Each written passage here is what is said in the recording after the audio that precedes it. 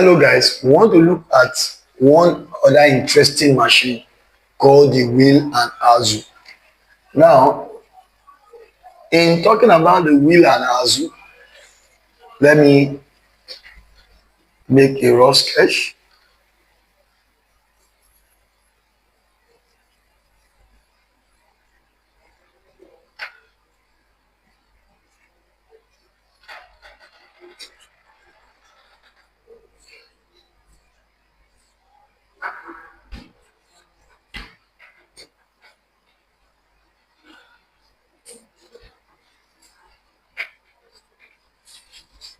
Now, in making what? This is a sketch of the load. Then this is the effort. Now let's say this is the drum or the well, a deep well where the what? The load will be taken from. Now, men looking at the diagram, this one is what we call the wheel. This one is the wheel. We label this one as a wheel, and this is the axle. Though the axle has a radius labeled small letter r, that means circumference, while the what? The wheel has a radius of what? Big letter r. Now, what do we use it for? The wheel and axle is a machine that what uses what smaller what effort to overcome a bigger load.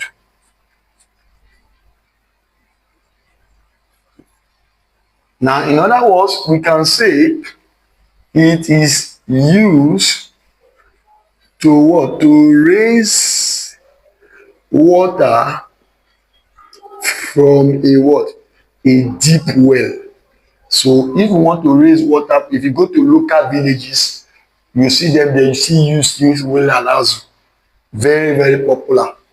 Also, to raise what? The anchor of a ship. You understand now this? You want to raise the anchor of a ship from the deep sea. You can also what? Use it.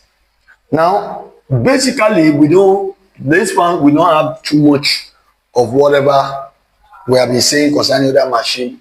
The only difference is that this one, the mechanical advantage, or the same thing, rather, is equal to load over what? The effort. The load is always the mass times gravity. So this one is a deep well. We assume we want to raise something from a deep well. So now the velocity ratio of this kind of machine is equals to what? The distance of effort over the distance of load. Now, in trying to understand it, don't forget that the distance of effort is equal to what? The circumference of the cylindrical wheel. This is a cylinder. So in that case, it's like a circular what? Cylinder. It's a cylinder, but it's circular. And the movement it made for one circle, for one revolution, this one will have also moved one revolution. So, and the distance moved by the effort, by the load, is this circumference, which is this particular circumference of circle. While the distance by the effort is the circumference of this what? The wheel. So what is the circumference of the effort, which is the distance of the effort, equal to 2 pi r. What about the circumference of the wheel of the axle is equal to distance by what? Load. So in other words, what we have also learned is that the circumference of the circle of the wheel, the cylindrical wheel, is distance moved by effort, while the distance moved by load is the circumference of the axle. So in that case, when we cancel out, we can say in a simple form, it's equal to radius of wheel over radius of axle.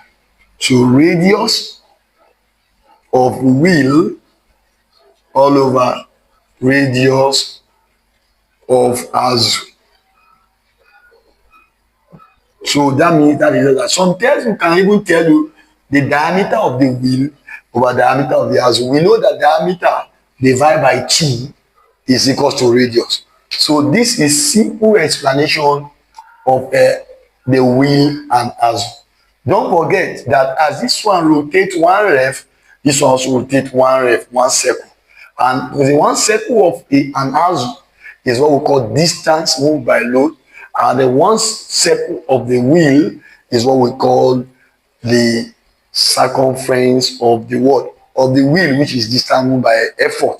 Then don't forget also that the two of them, this one, the Azu is attached to the wheel, and the effort is in, you drag the effort down, the load is lifted up.